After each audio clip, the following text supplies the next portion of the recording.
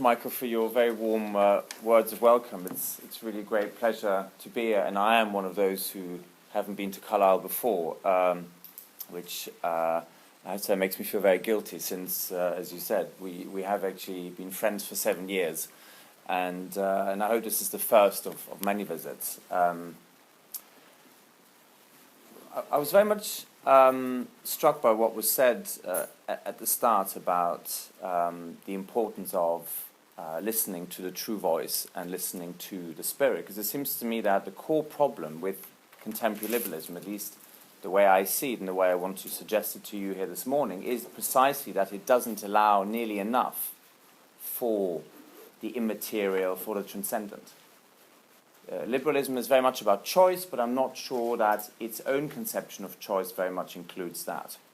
There are, of course, always exceptions. There's always a more classical, more generous, broader and more Christian Catholic liberalism, but I'm not sure that necessarily it's wise to call that liberalism. It seems to me that that already makes it hybrid.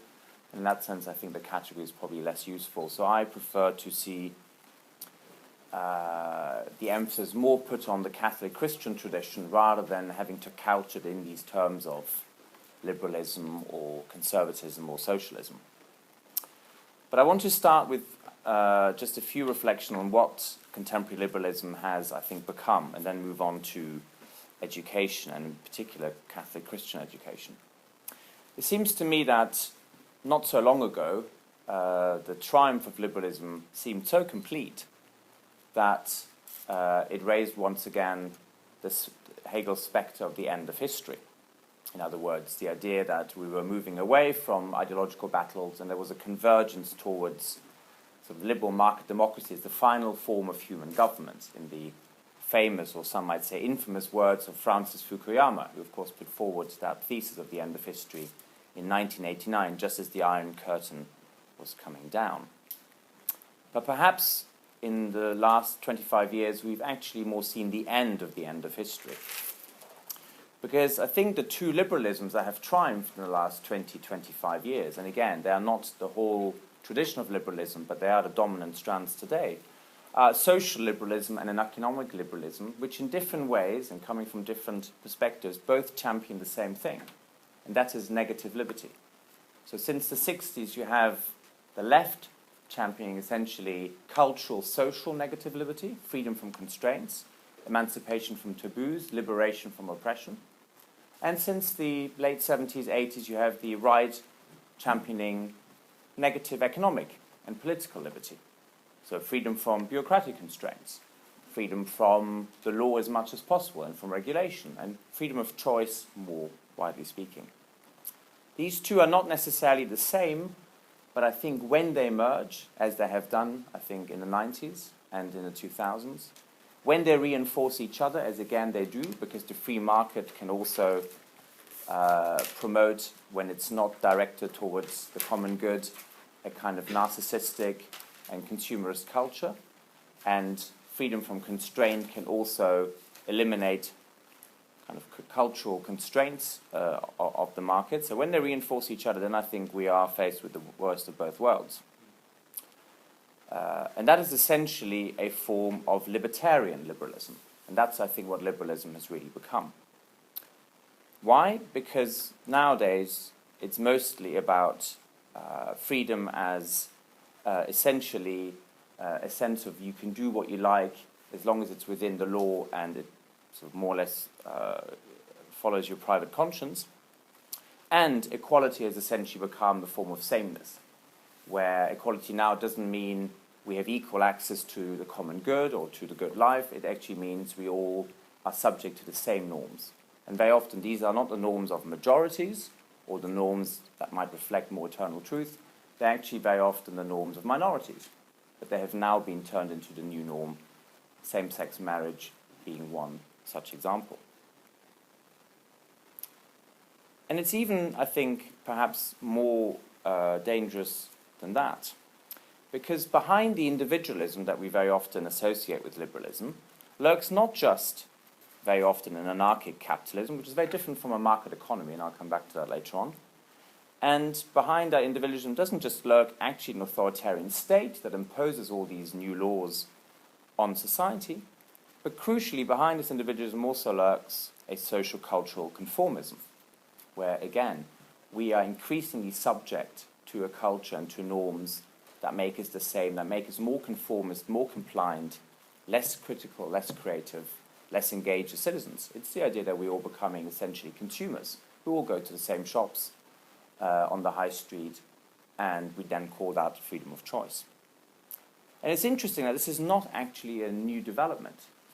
I think this happens periodically in the history of that kind of liberalism, because it was, in fact, Alexis de Tocqueville in the 1830s, not in the 1930s, in the 1830s, who already remarked that America, for him, having traveled around extensively, was both the freest society he had ever seen, compared with the European societies at the time, but also the most conformist, where certain things simply could not be questioned. They were part of the American creed, and there was no public debate about those fundamental things. Now, the libertarian liberalism that I think we are facing today is a product primarily, I think, of the left, of the new left that emerged in the 1960s, and all the social cultural liberalism that it's essentially promoted, a politics of emancipation rather than solidarity, and again you can see how that is not in line with a more Catholic Christian vision. And I think also now of the new right that talks a lot about equality of opportunity, rightly so I think, but then very often veers off into this ideology of choice, where crucially the conditions in which we make choice are never debated. So it's fine to talk about choice. No one wants, a state collectivism like the Soviet Union, but at the same time we need to debate the conditions under which people make choice or can't make choices. Those who are forced into taking money from pay-their-loan companies, wouldn't exactly say we live in an economy that has a lot of choice. They have no choice other than to go and borrow money at extortionate rates, which is a form of usury. And that's how we should call it. I think in different ways, these two movements of the new left and the new right are actually allied around something very profound, which is that they don't really think of ethics and norms and customs and tradition ethos as shared. The new left thinks these things don't exist and therefore want to abolish it altogether. And very often the new right has a very narrow, nostalgic, reactionary account of what such norms or such customs might be. Either way, they're not thinking universally, which is, I think, what the Catholic Christian tradition would always urge us to do. But in fact, it goes further than that. There is at the heart of the liberal tradition, and here I would say it's most of the liberal thinkers we would include in that, ultimately an indifference to substantive notions of the good and the true. It's not that all liberals deny that there is such a thing as the truth or goodness, but there's an indifference, which ultimately means that rights, individual rights, replace notions of the common good and the good life. And truth becomes increasingly subjective, more debased, and then more recently reduced just to scientific validity, which is then also now allied a lot with technological power and manipulation. So what we see at the heart of liberalism then is a separation, a very profound separation of objective fact from subjective value, and of fact without value, which is a big problem, because human beings then find themselves to be little more than just cogs in wheels, moments within a system. So that today, very often, in the professions, and that includes teaching, people are just becoming component operators of prescribed digital systems. Even more so, perhaps, than previously, the working classes were often mere tools of their own machines. And this philosophical separation of fact from value and an increasing obsession with fact rather than with value and a way of thinking them together, I think then also leads us to a situation where all values are just considered to be private choices. It's just your preference, or as I very often say in the seminars I teach, that's just your opinion, as if somehow relativism was a sign of great moral, high ground. And worse than that, I think we are collectively, that is, sliding into forms of sophistry. That is to say, where now truth is not only not something that we think of as objective, possibly shared, that we discern together, that we try and make real, but rather truth is now simply something at the service of power. There's a long history, of course, in the Western tradition going back to Thucydides already, with the separation of nature from law, or more recently with Hobbes, where you have on the one hand this idea that we live in a violent state of nature, or at least that is our original condition as he sees it, from which we can only be liberated through will and artifice. So sheer human volition coupled with the artifice of the social contract.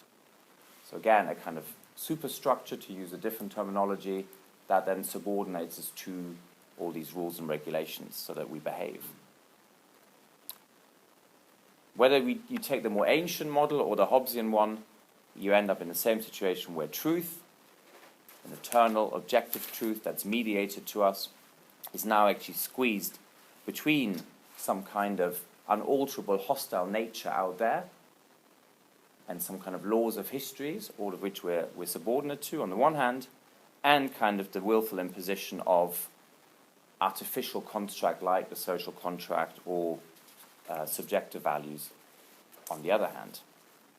But either way, this kind of sophistry undermines and ultimately destroys a much more integrated, connected, more holistic view of the world, which is, I think, what the Catholic Christian tradition, building on both Jerusalem and Rome and Athens, would always alert us to.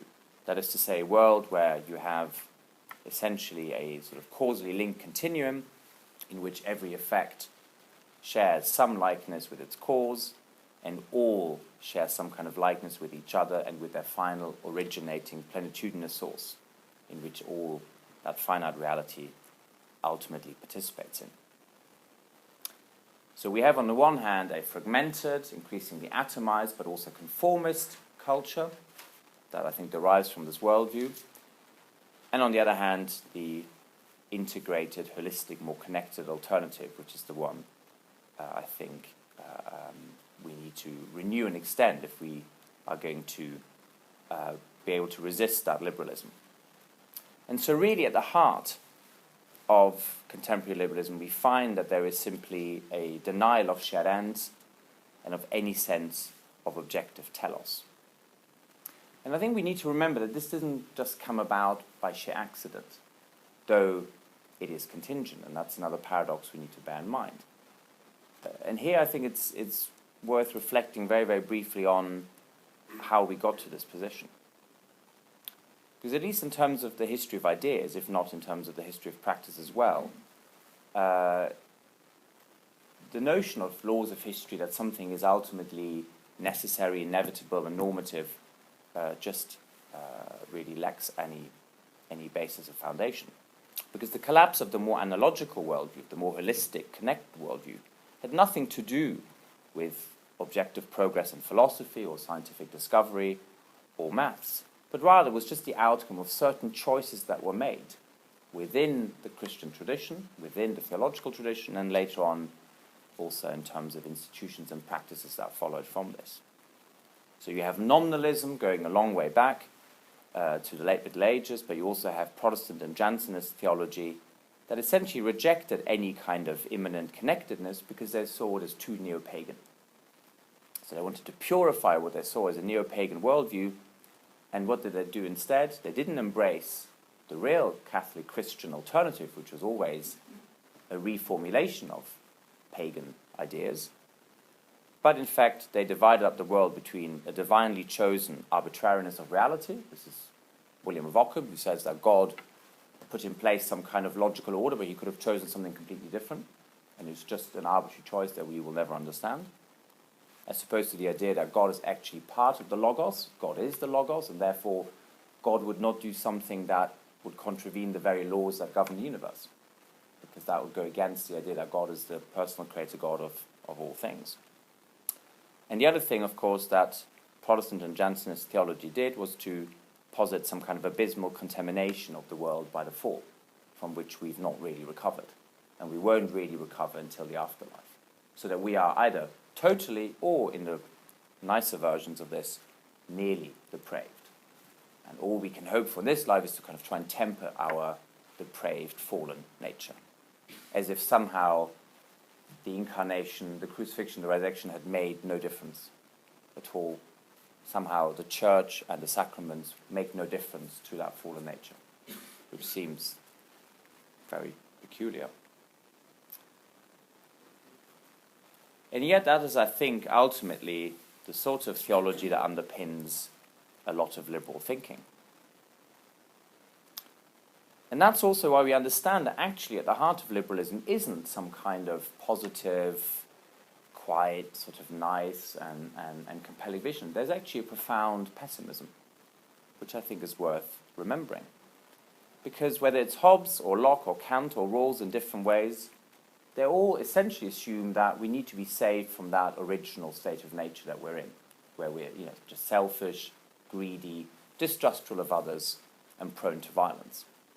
And so we're then saved by a combination of the social contract and the state on the one hand, and later on the market mechanism that kind of tempers our self-interest, and through cooperation we produce socially positive, beneficial outcomes. Now you might also say, well, that's only one part, and what about the other tradition, the kind of tradition of Rousseau and other thinkers who, actually think that there isn't a violent state of nature, that we are in our original state, sort of good human beings. Okay, we might just live in splendid isolation, but, in other words, we seek knowledge and truth and wisdom and so on, and it's only when we live in society that things go horribly wrong. Well, the point is, Rousseau is pessimistic about life in society, just like Hobbes is pessimistic about the individual. So for Rousseau, it all goes wrong when we live in society because we start comparing ourselves to one another. Then there's rivalry, there's competition, and then there's conflict. And what's the answer to all of that? Another social contract. So it doesn't matter whether you start with Hobbes or Rousseau, you always end up in the same situation, where you need apparently a social contract with laws and rights and formal arrangements, because otherwise human beings cannot really be trusted. So the libertarian, the sophistic, and the anti-humanist outlook of liberalism is no accident. It is part of a logic of liberalism, but the fact that that triumphed over other traditions was not inevitable. That was, again, the outcome of all sorts of contingent factors. And I think when you read what I believe to be some of the best histories of where we got to where we are today, histories written by people like Charles Taylor in The Secular Age, or Brad Gregory recently in The Unintended Reformation, you actually understand that this is all the outcome of certain contingent, historically very circumscribed and contextualized events. There is nothing inevitable about secularization, is another way of saying this. But we are where we are, and we need to understand that that has huge implications for what's happened to education. Because if we think liberalism has become dominant, which I think culturally as well as politically and economically it has, then we're already in a situation where we now have a separation of soul and mind from brain, where we only talk about human beings as basically apes with bigger brains, and that's very much what Richard Dawkins would say. We are increasingly a situation where liberalism also redefines life. Beginning and end of life now become not matters of gift, of being given, of essentially not having total control and choice over these matters, to a situation where we should just be given choice over whether to end life in its early stages or whether to end it in the final stages. So again, volition, will and artifice are dominating actually this idea that we are living in a natural order, and that order perhaps has a telos, even if we can never fully grasp it.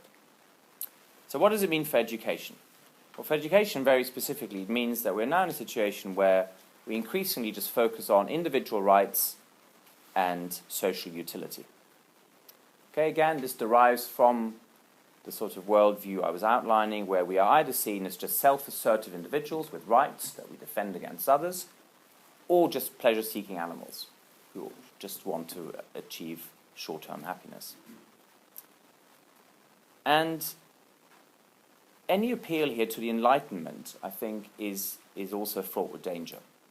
Because it's true that the Enlightenment, in some sense, was very much a part of a wider Christian movement, in fact, but very quickly became something quite distinct, quite different, because education was seen, yes, for the benefit of the individual, yes, to develop potentials for freedom, for self-expression and the capacity for happiness and flourishing, but it also became very quickly something that was for the benefit of the state. The state now, through the social contract, had a real stake in producing self-interested, rational citizens, basically pursuing a sort of utilitarian calculus that would then just provide the best basis for a kind of rational political community. But what's the problem with that? Quite simply that, again, it denies that education is about truth, goodness, about character, about wisdom, about all of the virtues that we've inherited both from the biblical tradition and from the Greco-Roman world of antiquity. And if you think this has got nothing to do with today, well, I think it does, because we see that today there's a utilitarian approach to the social and natural sciences, where it's all about just producing benefits for the economy in a narrow sense, or for the state. And then we have a kind of more Rousseauian, amoral and narcissistic approach to arts and humanities, as if they had zero value.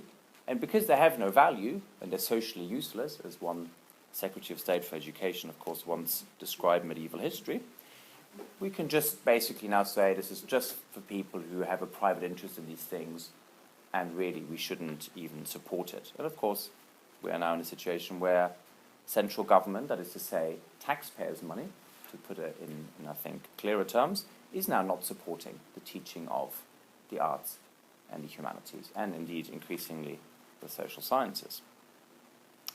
So what are we left with? We're basically just left with, I think, mass education that doesn't even produce the benefits of a more democratic, more open, more inclusive, more plural society at all. Because the mass education we have, whether at primary, secondary or tertiary levels, has no reflexive subtlety. It's all about half-truths or even sometimes just outright propaganda. It's inimical to complex connections between knowledge, high culture, popular belief and folk culture.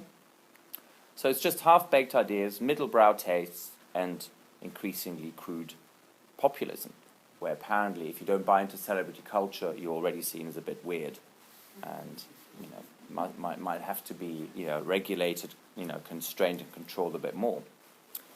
All of which essentially feeds into a long development at the basis character, ethos and virtue.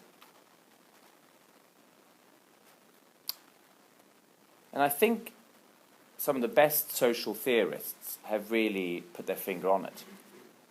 Because the rise of mass democratic culture on liberal, secular terms has essentially involved the extreme destruction of local modes of political participation and folkways and all of those traditions that we are no longer including in our education.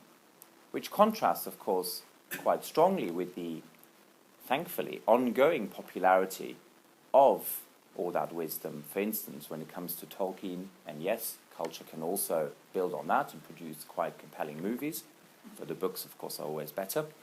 And also, of course, innovations such as, all the writings of people like J.K. Rowling and so on. So there's no sense in which people don't want this. On the contrary, that is, I think, what people want, if we want to use that language. It's just not where the mainstream culture and capitalist system is. Unfortunately, Hollywood is much more about, it's lovely to be young, it's sad to be old, and just basically glamour, wealth, power, and sex, which perhaps is not really actually what people want, but that's mostly what they're getting. And so you are in a situation where the worst aspects of that kind of capitalism produce fake desires. They create the fake desires to which they then produce some sort of commodities that respond to it. But we also have a kind of, at the same time of seeing this kind of hedonism, we also increasingly have certain notions of Spartan discipline. You can't be doing things that are outside the curriculum because they're dangerous, and a kind of culture of bourgeois piety. But of course, the reason why it's so influential is because it's always promoted essentially under the guise of a sort of multicultural meritocracy. And here I think Michael Young and his book on the rise of the meritocracy, published in 1958, I think gets it absolutely right. Because this is really what he writes about. He says this is a self-righteous moralism which is now the dominant creed. And I quote, if meritocrats believe, as more and more of them are encouraged to do, that their advancement comes from their own merits, that they can feel they deserve whatever they can get. They can be insufferably smug. So self-assured have the elite become that there's almost no block on the rewards they arrogate to themselves. And I think that's a description that fits many contemporary elites, though, again, thankfully, not all. So another way of saying all this is to say that the rise of the metropolitan meritocracy marks the triumph of vacuous value over virtue. And this is really, I think, where we can relate this directly to Catholic education. Because it seems to me that Catholic education is exactly at the other end. It promotes virtue, not value, and virtue is always a combination of principle and practice. It's not the separation of fact and value, but it's the integration of principle, universal principle, eternal principle, you might say, with concrete particular practice, mediated through all sorts of, in all sorts of ways, sacramentally, as well as socially and culturally. Catholic education is about character, not about behavioral manipulation. It's about ethos and excellence, not moralism and mediocrity, which is really what the kind of liberal meritocracy has produced. It's about truth and goodness, not just mere validity or rights as entitlements. It's finally about linking our soul to our mind and our body, not just divorcing our brain from a sort of bag of bones that is nothing more than just matter that we can again manipulate. The whole culture of celebrity with tattoos and so on is another way of saying apparently it's fine to just self-mutilate because it's your choice, rather than asking questions about what it really means and whether it serves any purpose other than just meaningless self-expression. I'm not, because I'm against authoritarian state laws, I don't think we can ban tattooing, but it'd be nice to see it just limited to sailors again. But we're probably a long way away from that. Yes. So, just a few more thoughts before I conclude. If Catholic Christian education is primarily about virtue, then education has to be about how we can educate and form people again into virtue. What does that require? It requires doing away with all of the wrong dualisms we've been presented with. You can't throw out all hierarchy just because you think it's oppressive and exploitative. You need to blend the hierarchy of the wise and the learned, and it is the case that when it comes to teaching, on the whole, teachers know more than pupils. That's how it is, and that's not a bad thing. But you need to then link that hierarchy of the wise and the learned with, of course, an equality of participation of those who are learning. And, of course, those who are learning today may well go on to be the learned and the wise later on and to teach others. So it's a hierarchy which actually becomes much more equal over time if you don't see it in static terms. Again, all of this applies to educators and governors, in other words, both in terms of schools but also in terms of our polity. It applies, or should apply, to all teachers and politicians, indeed to all public servants. The idea that we learn from those who are already wise and learned, but not because this is about status wrongly understood, or power, or anything like that, but rather because we will then transmit that same wisdom to others in our stead, or in our turn, rather. And so it's important that we see hierarchy in those temporal terms, that is, which is also linked to participation. It means that government has to defer the organisation of education actually freely within the realm of civil society, rather than seeing it as kind of state monopoly, in the worst case, or it's just something that it can leave to the market without any sort of direction or commitment to virtue and the common good. So yes, I think academies and free schools reflect a kind of interesting development towards a more civil society-based model of education, but it's fraught with danger because a lot of it can be about who's got the financial means, and also it can be very much about what sort of social economic outcomes are we pursuing, rather than what sort of education, knowledge, what kind of wisdom are we actually aiming for. And here again, the state needs to take a different role, not one of regulation, control, or monopoly at worst, but rather, and not also just stepping back and leaving it all to others, but an active role where it helps promote individual fulfillment and mutual flourishing. That is to say, where it sees itself as also upholding the common good. Because unless we see the state as that, we cannot really, we're not in a situation where we can criticize it enough. Okay, the state has a much greater role than just tax and spend and regulation. That's a fairly reductive view of the state. We should see the state as promoting the common good so it can be held to account on those terms by those standards. If we don't do that, we're already suggesting that there's a kind of realm of the state that's not really subject to ethics, that isn't really affected by the common good. If the common good is common, surely it must include the state. So a positive role for the state as well as something by which we can judge the state. But crucially, of course, we need to be in a situation where churches, other religious communities, and civil society more generally can organize and can promote a different kind of education system that I think we would want to promote. So I just want to spend the last, do I have 5 more minutes? Is that all right? Yeah. Yep. Is that okay? Just with a few sort of thoughts on what we need. Starting, if I may, with tertiary education, and yes, I'm afraid that does probably reflect my own bias and self-interest, but I think we're now in a situation where if we don't start with universities as well as, or rather if we don't include universities in how we view education, I think we might get it the wrong way around. So yes, of course, primary and secondary education needs to change a lot, but we can't leave out tertiary education from that. To put it very simply, there are far too many universities that essentially either offer Mickey Mouse degrees that are of no use whatsoever to their graduates, only leave them with very large amounts of debt. And that whole system also has utterly failed because we've simply moved money off government books to some kind of vehicle which is still underwritten by taxpayers' money, so it's just a shift of debt, but we haven't really solved the question of how we finance it and how we can create a system where there is contribution as well as reward.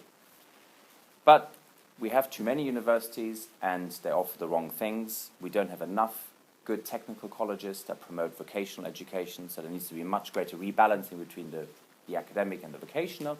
And in fact, even that's a wrong choice because a lot of subjects are hybrid. Think of medicine, think of law. I would even think of business and finance as much more hybrid, because after all, these are also trades you need to learn. There used to be a situation where people would do apprenticeships before going into banking, and that's not happening nearly enough. And is it a surprise that we don't have a culture of banking today that promotes virtue and honor, and a sense that actually banking isn't only about self-interest, though, of course, it should include the self-interest of those who are engaged in it. It can't just be about that. Nor can it be about the idea that some of the market will miraculously turn individual self-interest into a greater social good, because it can't always do that. If you want good banking, you need to start with the profession, and so make it more hybrid. Make people who end up in banks also do apprenticeships, learn the trade before they're fully recruited into the system. So if we're going to have all that, then we also need essentially a situation where the kind of relentless specialization ends. We retain some study of both science and humanities for all undergraduates. We make the degrees possibly longer by a year, maybe integrating BAs and MAs even more, as it's already done in places like Scotland, and definitely encourage more all-round humanities programs. not just something which is considered to be socially useful. But building on that kind of university reform, I think it'd also be useful to link universities more to schools, because each has a lot to learn from the other, and the separation that we've seen in recent years, I think, has been nothing short of catastrophic. I think when it comes to secondary and indeed primary schools, we need to think very carefully about a very uniform, restrictive national curriculum, maybe just have very broad guidelines, but leave it a lot to local and regional schools as to exactly what and how they teach. And I think we need to enhance pay, professional status, in order to attract the very best who feel that it's both their vocation and they can also support themselves and their families when they're in that very, very demanding and very hard and important profession. I think we want to encourage more faith-based initiatives, and also, indeed, military-linked educational institutes. Military academies have been talked about again, national service has been talked about, and I think there are conversations that absolutely need to happen, not least because what connects faith schools and military-linked educational institutes and others is precisely the point that they're all trying to promote the formation of character and resilience and a sense of honor and public responsibility, not just wrongly understood self-interest or some kind of wishy-washy social utility. Finally, I think we need to think a lot more about how faith schools can take forward a model that not just isn't constantly under threat from other forces, but in fact can also be, again, a leading example to others. So I'd like to be I'd like faith schools to lead by example in such a way that others will want to imitate them because of what they offer. And that means that faith schools should enter into cooperative partnerships with each other, with other schools, both private and state, and not to be in this situation where schools are too often in isolation from one another and therefore weaker and not able to respond. They should be free, I think, of any but just the very broadest national curricular requirements, and certainly free from all government micromanagement. Wouldn't that be nice? I know. I also think that attracting teachers and teacher training needs to change through, I think, faith-based teacher training institutions. And I think the church needs that, as well as much better theological education for its clergy, and I mean the Church of England a lot more than others. Higher salaries, better working conditions, more time for research, because I think when teachers pursue that, it also benefits not just themselves but their pupils, and so on and so forth.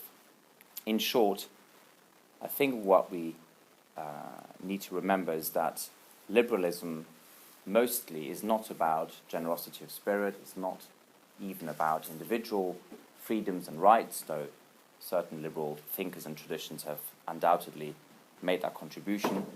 But it has led to the situation we're in today, which is where we face a moral relativism coupled with a kind of absolutism when it comes to the forces of state and market. And the only alternative is the Catholic Christian tradition that can, on the one hand, say all power, whether it's state or market-based, needs to be accountable to higher principles. That is to say, the common good is something that needs to orient both the institutions of the state and the market. And at the same time, we need a much greater autonomy and freedom of action within what we now call civil society, so that through human association, and the church is kind of the highest form of human association, but also all other social and cultural and educational initiatives are essentially forms of human association, people can flourish both individually and indeed together. And I think I should leave it here. Thank you very much. Thank you very much.